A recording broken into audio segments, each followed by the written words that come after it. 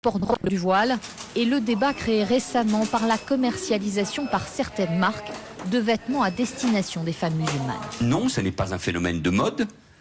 Non, ce n'est pas une couleur qu'on porte, non. C'est un asservissement de la femme. Aujourd'hui, le chef du gouvernement en est certain. La question identitaire sera l'un des enjeux majeurs de la future élection présidentielle. Et pour réagir ce soir, Marwan Mohamed, directeur exécutif du collectif contre l'islamophobie en France. Bonsoir. Bonsoir. Il a raison ou pas, Manuel Valls, quand il dit ça? Manuel Valls, quand il dit ça, il est dans la droite ligne de son idéologie, de ses idées. Il est en train de se radicaliser. Il utilise des mots qu'il n'est même pas capable de définir.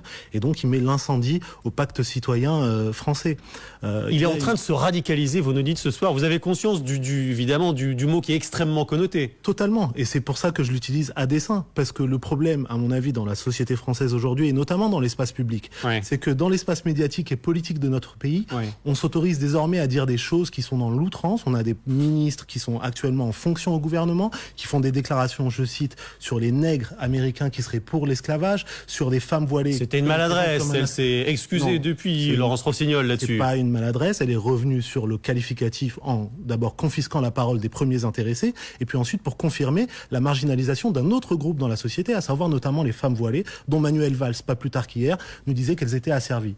Monsieur Manuel Valls, en l'occurrence, c'est de quoi il parle quand il parle d'asservissement. L'asservissement, c'est quand un Premier ministre de la République s'écrase devant des dictateurs et des assassins pour leur vendre des contrats d'armes. Ça, c'est de l'asservissement. Est-ce que vous n'êtes pas aussi, vous, dans l'outrance quand vous dites ça? On rappelle que votre association, le collectif contre l'islamophobie en France, il est souvent pointé du doigt pour des liens avec des salafistes. Il y a des personnalités salafistes en France qui assistent à certains de vos dîners. Votre discours, il emprunte ça aussi.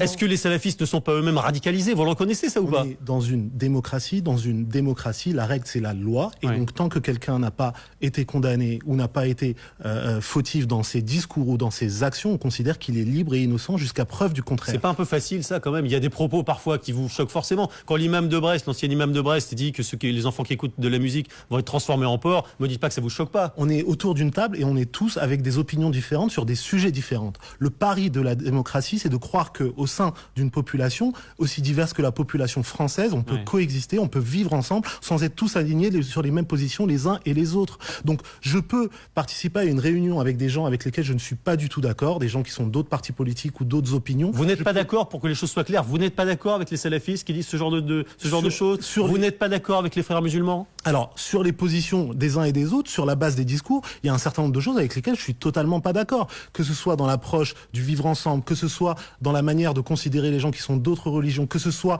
dans la manière de se définir comme citoyen ou en tant que musulman ou autre, d'accord, il y a des choses sur lesquelles, à la fois dans le discours comme sur le fond, je peux être ponctuellement... La burqa, par exemple. Ça vous choque, la burqa, ou pas? La burqa, jusqu'à preuve du contraire, tant que c'est un acte choisi, que ce soit à l'étranger ou dans une pratique culturelle, puisque quand on parle de burqa, c'est pas un phénomène qui existe en France, c'est une pratique culturelle qui existe dans des pays comme l'Afghanistan ou le Pakistan. Par contre, quand une femme décide de se couvrir les cheveux ou qu'elle décide de porter un voile, à partir du moment où c'est un choix... Vous pensez que c'est vraiment choisi à chaque fois? Il faut les interroger, il faut interroger les premières intéressées. Moi, je note aussi que sur les plateaux télé, comme dans le débat public, les premières intéressées sont absentes.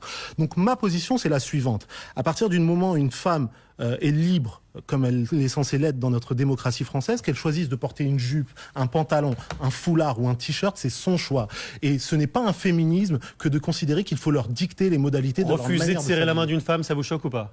Je n'ai pas de commentaire à faire, j'ai pas une connaissance qui est que le mode de salutation obligatoire quand on se croise dans la vie, c'est de se serrer la main. Je fais la bise à certaines personnes, je serre la main à certaines personnes, et chaque citoyen est libre de cette... ça justifie tout, vous comprenez que ce soit choquant de refuser de serrer la main à une femme? Il y a un dispositif, là on est en train de le vivre exactement. On vient pour commenter les déclarations de Manuel Valls, et je finis... Mais parce que vous dites qu'il est radical, or évidemment on peut, dans ce que vous dites, entendre aussi des positions radicales. Votre questionnement et j'interroge la manière dont on est en train de discuter ensemble. On vient pour commenter les déclarations d'un politicien qui nous explique que des citoyennes françaises sont dans un mode d'asservissement et qui est en train de pointer du doigt 4 millions de musulmans, et je finis dans la position du musulman qui serait censé justifier des déclarations qui ne sont pas les miennes. Donc interrogez-moi sur ce que je dis et ce que je fais. C'est ce que je fais depuis tout à l'heure, je vous interroge sur ce que vous dites. Interrogez sur les déclarations d'un tel et d'un tel et d'un tel. J'arrive sur un plateau télé, vous me posez des questions sur ce que j'ai déclaré, sur ce que j'ai fait, je vous réponds sans problème. C'est pour clarifier les choses, c'est pour tenter d'entendre votre position claire. Voilà, vous interrogez un musulman pour lui demander de se justifier des déclarations et des uns et des autres, c'est précisément le mécanisme d'essentialisation qui participe aux amalgames.